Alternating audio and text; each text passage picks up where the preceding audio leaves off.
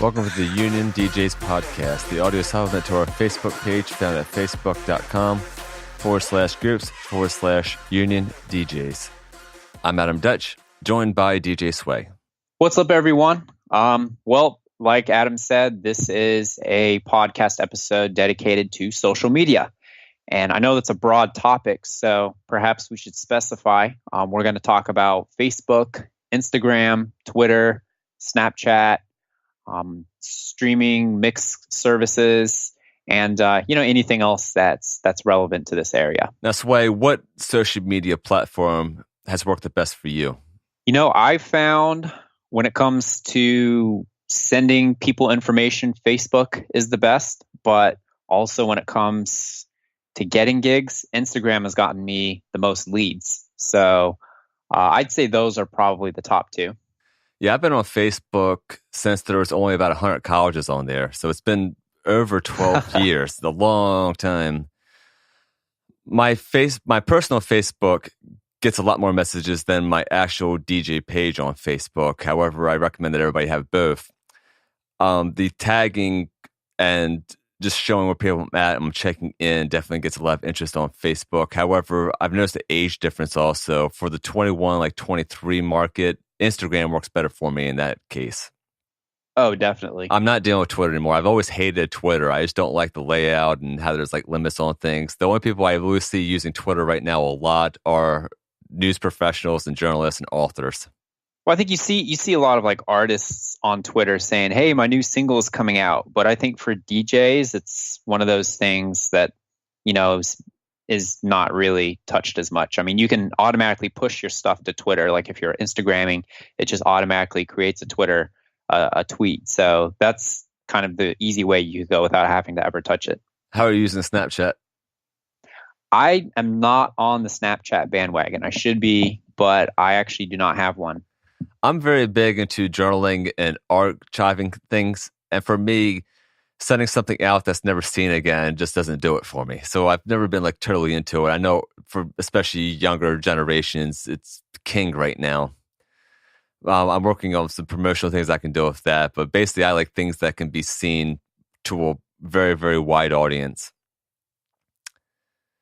With all of these platforms that we're talking about, the concepts that we're going to be discussing are applicable to many of them, if not all of them. And we're going to talk about some more specific things as we go along. But the general purpose of social media is to build and engage your following, being able to attract fans, keep them loop things, and especially getting new interest from potential leads. Yeah, and I think when I first started out, that one was pretty obvious. You want to make sure that you're letting people know where you're going to be, maybe grow your following in your local community.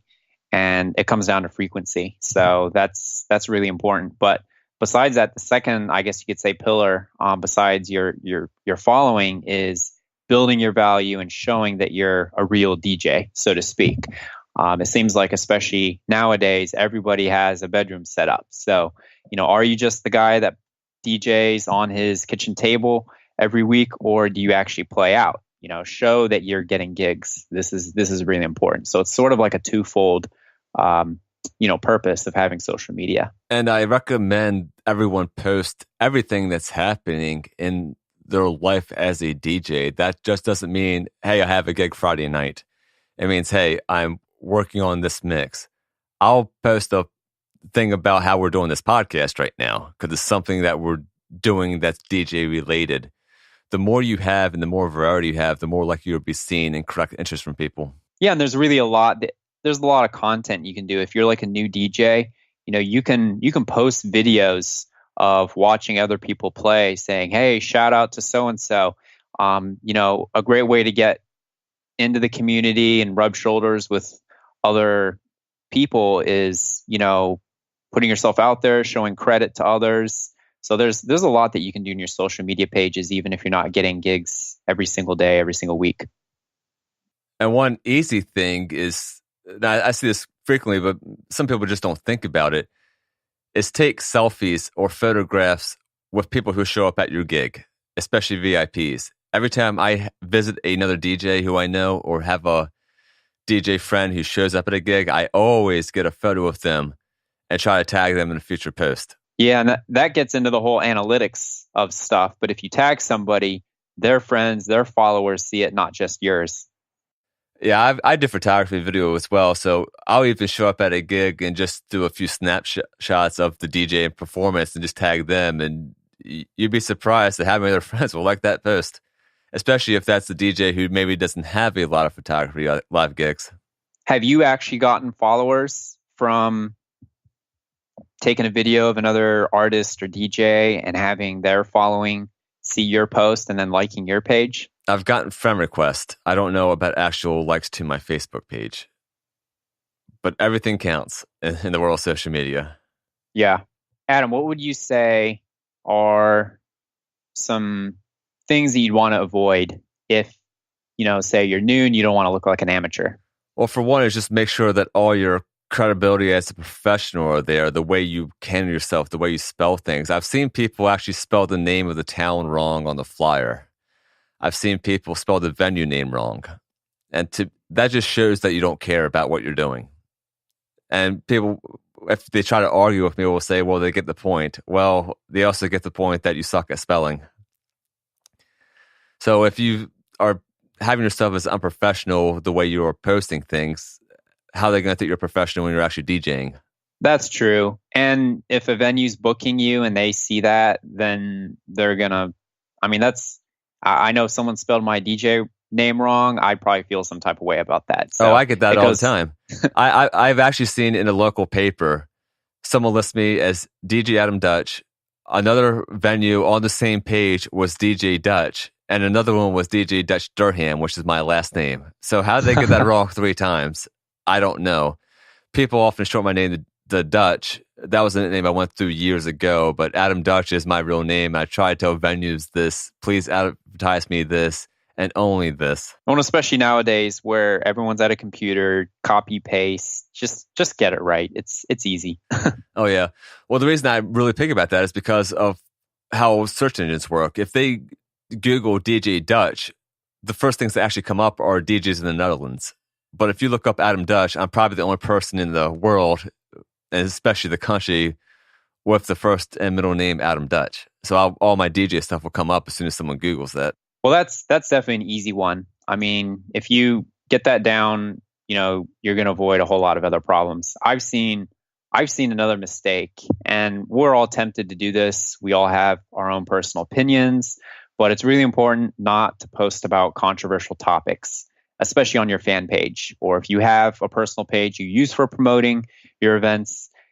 Stay out of the whole politics, religion, anything that a large group of people would potentially disagree on. I found it's just better to play it safe, stay out of those types of posts, conversations, and whatnot. There was a big controversy that made headlines across the country a few years ago about a bakery who refused to make a wedding cake for a gay couple. Mm-hmm. Now, that was their opinion. Yes, they denied them. Did it come up and bite them in the ass? Yes, that blew up. So I can imagine why a wedding DJ would post on their feed that they're completely against gay marriage when they could have a potential gay wedding client. Now, you don't have to take every gig that comes your way. However, do you need to advertise that? No, absolutely not. And on that same point, even if you're not getting a lot of, say, LGBT weddings, there's going to be people who see that you have a certain opinion in that specific scenario, and maybe they're maybe they're not that type of wedding couple, but they are getting engaged, and they put you on their blacklist just by seeing that. So there's many ways that you could lose business by voicing controversial opinions such as that. Now, what's your thoughts on this way? This is an incident that came up for me a few years ago. I won't mention the names or the venues or anything like that, but I had a potential lead to DJ the after party of a major political organization that was not my political idealism. Yeah. If you had that situation where you had the opportunity to DJ that, but that was not your political leaning, would you do it? Well, there's such a wide spectrum of organizations. It was a national convention, by the way, for presidential. Yeah. Well, I would say if it's that specific scenario, I mean, you got to go with your gut. Don't do anything that you personally would feel uncomfortable doing. At the same time, I don't think there's a problem with, rubbing shoulders with and doing events with people who, maybe have a different, either a different lifestyle or a different political orientation than what you personally have. We all know that there's those groups out there, though, that are on the fringe, the far, of either side of the political spectrum, and maybe those are ones that you want to avoid. I Yeah, mean, I think there's a big difference also. This event was an after party. It was strictly 3 hours of dance music. And I'm thinking to myself, the people out there dancing and having a good time, they don't care what the hell the DJ believes. And they probably don't want to have any discussions after they've been 8 hours at this conference. It's a little bit of a different story than if you're hired to DJ and MC one of these events and you're the host and you're talking to all these people and introducing them and you're kind of going to be the face of the event. That's a different kind of element, I believe. absolutely. Yeah, I think there's no hard and fast rule when it comes to those because each scenario is different. And if a hate group comes up to you and says, "Hey, we'd like you to, DJ for our conference," that's probably not one that you're going to want to take. But like you said, if it's an after party for a mainstream organization, even if they are partisan, that's another discussion. It all just kind of depends on the situation, I think. I have a feeling they're not going to book you for that event later on if they check your social media feed and they see you were actually talking crap about their organization in a past post that was political.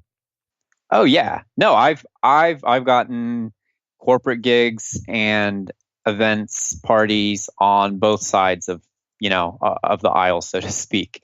And I found that just by, music at the end of the day is what unites us. And if you can use that and if you can, make yourself attractive to people of all walks of life, you're really doing a positive thing for your community. So it's best, when you put your musician hat on, so to speak, or your DJ hat on, that you make sure that you're catering to as many people as possible. There's a popular phrase out there that's been there a long time that says there's two things you shouldn't talk about in a bar: politics and religion.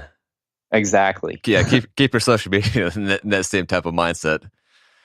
But talking about blasting certain groups, what are some other instances you've seen sway of people calling people out and talking negative about people online? Well, I just see a lot of negativity. It seems like people nowadays with social media are just natural complainers.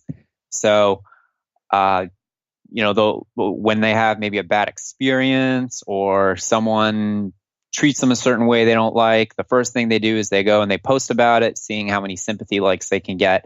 And that really, from an outside perspective, looks bad. It's, at least for my personal philosophy on my all of my pages, is it's all positivity. I don't try to badmouth anybody because I found it really doesn't do you any good. No one's ever gotten a gig because they, talk crap about someone else or some other place. You'd mentioned politics a minute ago, but I like to think of running your DJ brand as if you were a politician. Your goal is to not get there on the controversy, stir up the pot. So the more even keel, the more, like I said, positivity that you can bring to the table in all your interactions, the better off you're going to be. Another thing, I was hired at one venue before, and I knew the owner previously for years. I just never had a strict residency there. And he told me, "I know you won't do this, but please don't post anything negative about the venue either." That meant that a DJ prior to me being there had done that.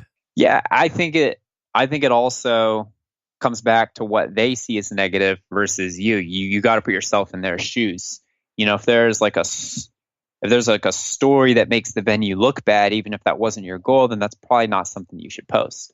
Yeah, and of course, I've been fired from venues before. I've lost gigs because of poor attendance. I'm not posting that. There's no reason to post about those type of things. It's just you move on from it.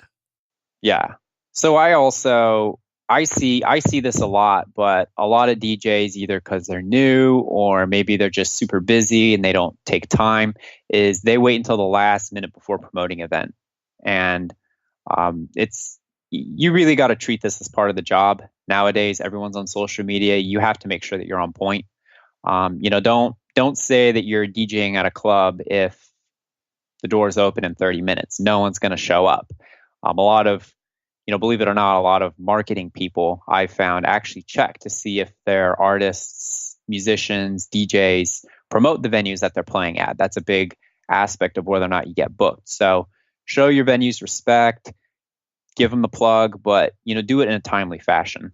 See, I do kind of the triple threat thing, which is a triple threat in a good way. It's you advertise the show beforehand, like a week or however long you need.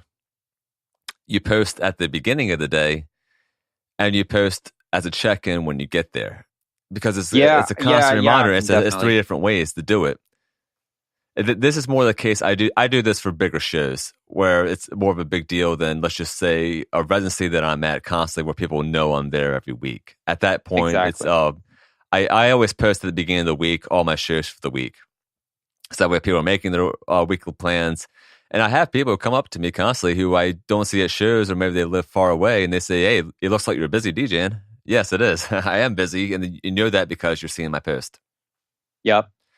Now, one thing, Sway, this has been a trend in the last few years where DJs are making these flyers where they post all their monthly gigs on there.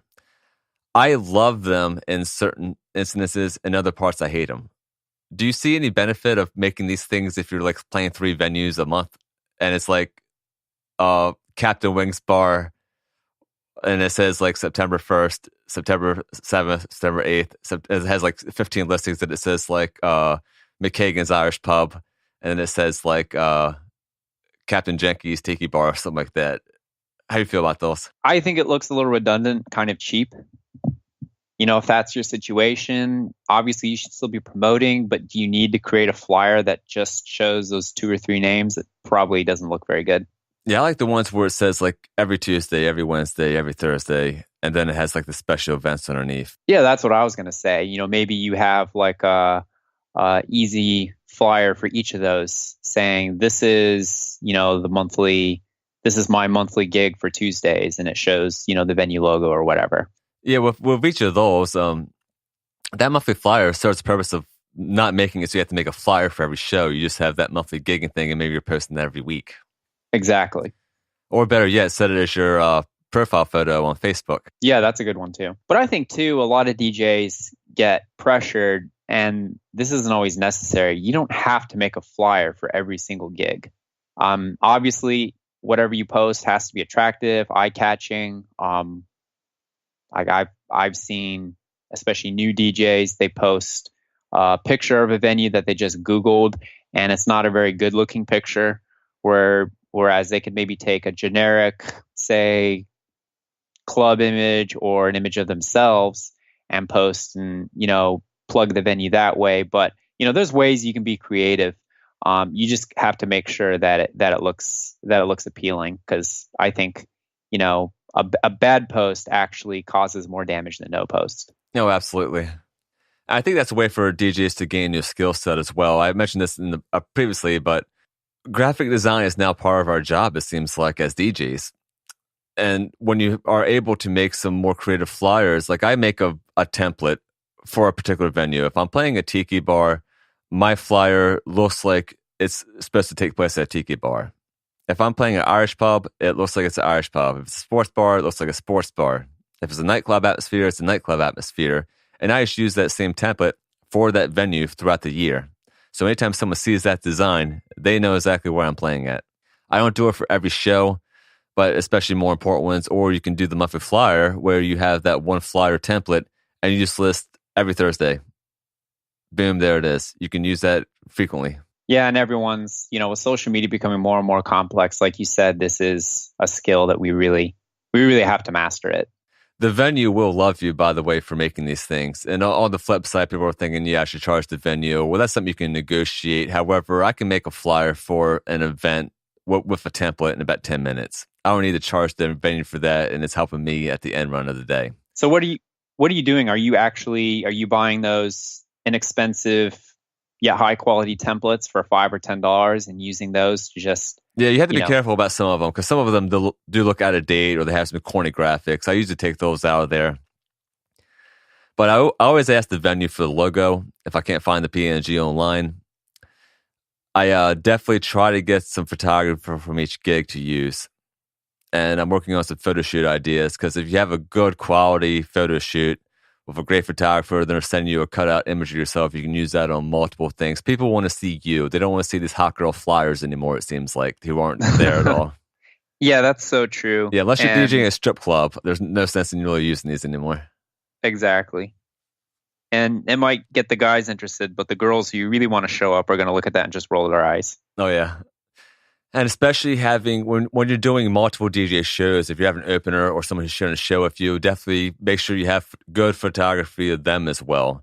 If you didn't have photography from a previous show you did with that DJ together. Yeah. Because people are coming there for a reason. The people who are following you and want to see you on the flyer. They're putting the image together. Or maybe, I had an incident last night. I was playing a venue that I play very, very frequently, and I saw some girls who were there each week. They've never talked to me, yet I see them there constantly. And I walked through the audience at one point, had a DJ friend of mine filling in for a few minutes while I took a break, and one of the girls said, DJ Adam Dutch. So she knew my name. She knew it from somewhere. Yeah, and I think it comes back to just being a business owner. I hate to say this, but you got to spend money to make money. You know, that photo shoot, if you have someone that has a good camera that does decent photography, like you said, a few headshots, that'll go a long way. You know, those little flyer templates, if you can get the venue to really appreciate you by putting some of those together, you know, $10, $15 here and there, you can write them off as a business expense, and it's really going to pay dividends in the long run. What about rules that are, you know, maybe specific to certain platforms? I mean, everyone's on Facebook now, but you've got the huge copyright laws. What are your thoughts on, you know, what you can and can't post, say, in that specific medium? Well, you're still a can of worms there, Sway, because I have a MBA in music business and a large background in music law and copyrights and things like that. I'm strongly for a major rewrite of copyright laws, especially in this digital age. Unfortunately, technology moves a lot faster than law does. If you post a Facebook Live video, I can guarantee that will be taken down for copyright violations. There's you do have the option when you post a Facebook Live video of posting it to your feed after you're done. And you're maybe thinking to yourself, okay, just stream live. What's the difference? Well, you actually can get banned from uploading videos for a while because of that. Even if you just did it live and then posted to your feed. I found that out. I got banned. It said I was banned indefinitely from uploading videos. However, 3 days later, that ban was lifted. For other DJs, I've heard some DJs were banned for a month. I've heard it was 6 months, so it really varies. However, do you want to take that risk involved? Well, I've always wondered that, actually, because like for Facebook, it lets you post it and it warns you. It says, hey, this is copyright content. Are you sure you want to post? And you can actually get away with it temporarily, but then I learned the hard way. It's going to hit you later. You're not going to be able to post videos for the next few months. Oh, yeah. And I was going pretty intense because I was thinking to myself, this is going with building an audience. There's people who are definitely not going to show up at certain gigs of mine. Either they don't like the crowd, they don't like the venue, or they live a long distance away, but they want to hear the music. So I bought an adapter to go straight out of my mixer right into my phone. So it was a clear feed rather than having all the loud audience noise and the loud speakers and everything. And if you do that route, you are streaming directly and you're more likely to get a copyright violation than if you're just doing it live off the loudspeakers. However, it does detect that. And short distances, it may not detect it as much. However, why do I only want to do 15 seconds of a live video streaming? I may want to post a video like that later on, but if I'm actually want to hear people hear my mix, I'm going to do at least 20, 30 minutes. Mm-hmm. There are some live streaming apps out there like Periscope where you can do that. I have experimented with the Instagram Live yet. Have you done that? Yeah, I did that for the first time actually a few weeks ago. And it's great because you can actually, I think it stays on your story for like 24 hours. So it doesn't disappear right away. And, it's not as nice as having that Facebook Live video saved permanently, but I mean, it's better than nothing. Oh yeah, and with Facebook, I've noticed that people stay on there longer, especially with like certain live feeds and maybe watching a longer video on there. So they may open that up in a different window and listen to your feed and then browse the rest of their news feed. However, on Instagram, people are just constantly going through things really quickly. Well, with Instagram, I think it's a little different. You can't keep browsing while you have that video, right? Whereas Facebook gives you the option to minimize and Yeah, still listen to the mix. I mean, who's really looking at Instagram on their computer? Most people are just doing it mobile. Exactly. Well, that kind of gets into um, the whole streaming aspect, or, everyone used to have a SoundCloud and now that's gone. So, I mean, for me personally, I like Mixcloud, but what's your MO when it comes to that? I was SoundCloud user for years, and yes, I had a lot of mixes taken down. I actually had a mix taken down. I posted it in 2013. It was taken down in 2016. So 3 years later, it actually got detected. So you never know when something's going to come back and come down on you. I found with the general public, they do like SoundCloud more than Mixcloud. Mixcloud seems to be more for DJs. However, I have had fans of mine get Mixcloud just to listen to some of my stuff. Going back about being consistent in frequency, I recommend people get on a constant routine of when to upload their mixes. You can do it every week if you want to. You can do it monthly. I do mine based on the season right now, but I'm about to go monthly. And mine are going to be, since I'm an open format DJ who's known for playing a lot of different genres, mine are theme specific. So I may do a reggae mix 1 month. I may do a deep house the next. I'll probably do a top 40 one every season. Because when you do a top 41 every week, you're going to be playing the same damn songs. That's just recurrent. But find your niche and find what works and find out what are people listen to the most. One of the mixes that got the most amount of likes on mine was a rock mix, believe it or not, because people aren't used to hearing like hard rock mixed together. No, definitely not. Yeah, if you're uploading just top 40 remixes all the time, I can tell you you're not going to stand out very much. You need to be diverse and don't be afraid, especially in an instant like that. When people listen to your mixes online, they're probably not dancing in their living room by themselves or dancing in their car as they're driving. So in that case, you're playing towards more of a listening audience, and you can get away with playing more songs that may not work on the dance floor at peak hour, but may work. Hey, I haven't heard that song in a while as they're driving down the road. Yeah, well, I think it's actually better to do that because if you're playing the same songs that they hear on the radio and at peak hour, they're going to get bored. They're going to try to find something else that sounds more, a little bit more unique. So that's a great way to, get more likes, more views, more shares, and, build your, say, your sound Mixcloud page or whatever. Now, how do you feel if you're not part of an organization? Let's just say there's a well-known radio DJ mix show online, whether it's streaming or podcast, and DJs tag them frequently when they're not part of that at all and never had an official show. Well, you're talking about like taking credit, right? Or just tagging them in general. For instance, let's just take Club Killers podcasts. There are certain DJs they select for that podcast. If you have little Joey at his bedroom who's 15 making his first mix and he's like tagging them in every single mix he makes, how do you feel about that? Well, I get the reason. You might do it since you're trying to latch onto them, but there's probably going to be a Club Killers producer in your home city that sees that and rolls his eyes. So it's like, are you really going to gain a whole lot, or are you just going to piss people off that you probably shouldn't be pissing off? Yeah, we're going to get the whole tagging thing here, but I've also seen DJs post a new mix, and this happens for beginner DJs and DJs who've been working full-time for years. They post a mix and they tag 50 of their DJ friends. Yeah, I've never been a fan of that. When I get put in those mass taggings, I just kind of ignore them. I see a lot of people that do that, and then eventually nobody likes their stuff because they just get unfollowed. I see the benefit in some circumstances, especially if you know people are looking forward to your new mix. I consider it an honor actually when people tag me in certain posts like that because they are thinking about you. Now, if it says 99 people tagged and plus there's 200 other tagged in the comments, then you know they're probably spamming. But if it's more specific and small, then it's more important, especially if it's a venue or a special event. Maybe you made a mix that's made specifically to promote a future event and you're tagging other DJs who are performing with you or who are going to be in the audience that night, then it makes sense. No, I think you're 100% right. And if you have, like a friendship or relationship with a certain, person that tags you or you tag them, that's one thing. But if you're just trying to take advantage of somebody that's maybe higher up in the scene than you and you tag them in your own stuff, that just looks cheap. Yeah, I was once tagged.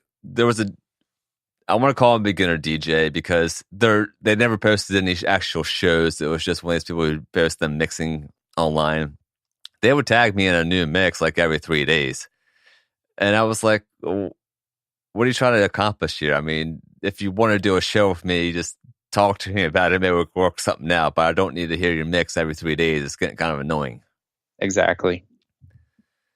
Yeah, so you don't want to piss people off in this industry. Of course, as the wise man once said, you have one chance to make a first impression. That's right. So here's another thing that I noticed, and this is a common mistake, is I see a lot of DJs where they use their personal page to promote events, but they don't have a way that the general public can access their lineup, their announcements, and stuff like that. I see, a lot of people, they have their page set as private. So if anyone wants to check it out, obviously that's not an option. Again, when it comes to social media, 99% of it's free. You can set up a fan page. So having both of those avenues and, maybe promoting on your personal page too is okay. But having both is pretty important. What are your thoughts on that? There's some people out there who are very private and they don't want to have you as a friend. They may just have like their aunts, uncles, and their kids, and a few people on their Facebook feed. I mean, I've seen people, I have some family members who have less than 50 friends. So they may be a more private person and they'll like your public page, but they're not going to add you. So they not be seeing the whole potential on there. Exactly. And the other thing is we can't assume that everybody is using Facebook or everybody's using Instagram. So everybody needs to have at least 2 or 3 of these things and keeping things consistent where you look like you're staying busy when you are. And if you don't have them downtime, maybe you're making a mix or you're doing something else. Mm-hmm. Let's talk about the strategic things because we may be posting all these things, but maybe not everybody's seeing them or maybe we're not getting a lot of likes on things. So Sway, how do you gather likes and how do you gather more fans and a following? Well, I think you gotta show some love to those around you. You gotta follow the top artists, DJs, venues in your area. If we're taking Instagram as an example, if you have a DJ Instagram page, you should be following all the top nightclubs in your city or your region. So that's a great way because what a lot of people don't realize is when a user clicks on, say, a venue page, they'll see, people to follow underneath of that. And, you're gonna show up. People are gonna see it and they're gonna follow you. But, you can't be one of those DJs that hopes to get a whole bunch of followers but isn't following anybody else. Yeah, so not also neglect liquor companies, the people who are doing promotions inside bars. Maybe the venue has a certain photography company that they like and they have them constantly. If those other companies, let's just say other vendors, are there in the venue with you, you definitely need to tag them. Oh, yeah, definitely. Yeah, most people have a custom hashtag that they use. I like letting people know my hashtag that I like for both my DJ business and my production business. So they're used in certain circumstances. I ask them the same thing because even though their name may be something, maybe that's not their hashtag they like. It could be an abbreviation or something like that. Also, if you're in a college bar and there's maybe a housing company that's doing promotion inside that bar, make sure you know that ahead of time. Make sure that people know that they're going to be there as well. People want to know what's happening at a venue because it may not just be 4 hours of dancing. Maybe there's some other contest happening or promotion happening or anything like that. Yeah, that's really important. And again, on that hashtag point, you should be doing ones that the people you want to get your name out to are going to be, looking for. I'm thinking about like the private side of things. If you're doing corporate or weddings and you're trying to get your name out, hashtagging your city and then say, hashtag Baltimore DJ or hashtag Baltimore weddings. Those are key ones that you can go ahead and do. And you'd be surprised at how many people come across your page just because of that. No, well, a social media manager friend of mine told me this helpful tactic with hashtags. On Facebook, you should use about 3 of them into the description. On Instagram, though, you need 10, and then put more in the comment section. Why do you think that is? It's just how the algorithms work. And I've noticed the hashtags are very, very beneficial, especially on Instagram. Because on Instagram, I'm doing hashtags for everybody I think needs to know about this post. For instance, if I've taken photographs at hotel rooms before a gig with all my luggage and all my gear on the floor. And that I'm tagging the venue. I'm tagging any type of DJs who are going to be there with me. I'm tagging the luggage companies. I'm tagging the hotel. Anybody who needs to know about that post is going to know about that post. And yes, they will like it. And maybe they're going to follow you, or maybe they're going to repost it. Yeah, that makes sense. Yeah, it's one of those things that you're not going to see results right away on. You're not going to be your first year in DJing getting a bunch of leads from this. But if you're consistent, it slowly builds up and it starts to snowball. And it really does help your brand. Now, another thing that's helpful is on Instagram, search for certain hashtags. Like I search venue hashtags to see who uploaded photos from that night. And there may be a photograph of you in the background there. If that's the case, I would definitely do a hashtag comment on that. Or if you know it's a regular, even start following them. Because if they see you're following them and your DJ name pops up, you're most likely going to get a follow back. And you'd be surprised at how fast that can build your following. Even if they don't come up to you and say, oh, I really love the music. Hey, they're there every week. They don't hate you probably. And so, Sway, let's talk about a variety of things you can post other than, hey, I'm at this venue, or hey, this is my new mix. Well, I think you got to be creative, but when you're out and about, if it's anything music related, that's relevant. It's good. It's good, I think, maybe saving videos. So not saying, hey, I'm at an event right now and you're posting a video, but maybe you take a couple dance floor, clips, and later in the week, you go ahead and post, say, hey, this is where we were earlier in the month. Make sure you don't miss out, this coming week. So that's actually something I like doing a lot. Yeah, and the key part about these posts are you're building your brand and your personality. If you want a very good example, just look at the videos and the social media posts that Dylan Francis puts out. I mean, I've seen a video of him. His dad works for like Procter & Gamble, and he did a Febreze review video. And his personality is like very, very frat bro, like party guy. And that's the audience he's going after. And he has a huge following because of this. It's connecting with that audience. They love the videos, even though he's not saying, oh, this is my new track, or I have a new mix, or I'm playing this festival. He's posting funny things that people want to see. Yeah, and he's also showing that he's a real person. Yeah, I think that's something that you should be doing. You can't just be doing it to, get people to come out to your next event. You have to show that you're genuine, that you're fun to be around. People that perhaps have never met you but follow you are gonna feel like that they're your friend. And like you said, it's gonna build your following a lot if you're doing like the Dylan Francis kind of stuff, even if you're not, the personality of being a goofball like what he likes to do. Yeah, and even for small town or beginner DJs that may not have much presence and they need to build things, I can tell you that find people at your live shows who are having fun and use them to your advantage. I could tell you the absolute key demographic for this are bachelorette parties. Oh, yeah. They are going to bars, they are going to clubs, and they want to remember, or at least for that part of the night, remember what was happening. They want memories. They want things that are making them feel special. So I've had bachelorette groups show up to a club I was doing 2 nights in a row, both nights. Even though it was a little slower, they were the life of the party. So you're damn right I had that bride-to-be up on stage with me taking selfies. Yep. And you can even hash for the wedding hashtag if you have to. because I want them to remember, hey, shit, I should have hired Adam Dutch to DJ my wedding rather than this guy. I had more fun at my bachelorette party than at my wedding. That's what the impression I want from them.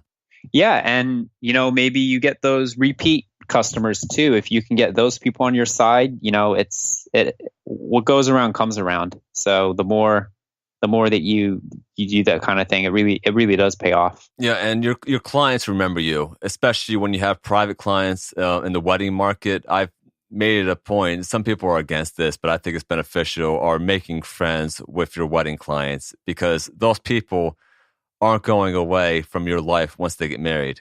They may be visiting your city, or maybe they live in your city, and they want to see you again. I frequently, since I'm in a resort area, I get clients who come to the ocean for a weekend and they want to see a DJ they know, they want to see a DJ they like. So they want to know where I'm at. And that's when they appear on your feed and when you can tag them. Yeah, definitely. You can even tag your regulars at your bar if they're okay with that and they love the venue. Like I've met people before who have told me they've gone to the same venue on Tuesday night every year for 10 years. They just make a habit. It's part of their lifestyle. They like the venue. They like the crowd. They like the staff. And they're part of that atmosphere. They're part of the personality of that bar. So why not include them? Yeah, and bar staff especially. If you're a bartender, you want there to be as many people as possible. I've had all the bartenders get together with me after, say, my first night at a place, and we all friend each other. We all add each other on Instagram, and we're tagging each other the following week. You can make it a group effort that way too. That's also something you can use in the future, because I've had special events at bars that I played at regularly a few years ago and then made a return visit there years later. And what we did for that was just host it as a reunion party. So we had all the regulars from like 5 years ago show up for a night. Yeah, you can make the best of it. So to finish this up, Sway, what are some of the key takeaways you can say to people for using social media effectively? Well, I would say lesson one, or the biggest takeaway, is realize that you have a wide audience. So don't try to box anyone out. And secondly, make it fun, make it engaging. Picture yourself as somebody that's looking for fun pages to follow. What would you want to see? What would you want to see if, say, you were looking for, DJs in the area to follow, and, keep your posts focused around that. Always put yourself in other people's shoes when you're trying to figure out what content you want to brand. And one of the last takeaways I would say is, especially in today of a lot of content out there and a lot of people swiping through things, do not get discouraged if you have very little likes on a post.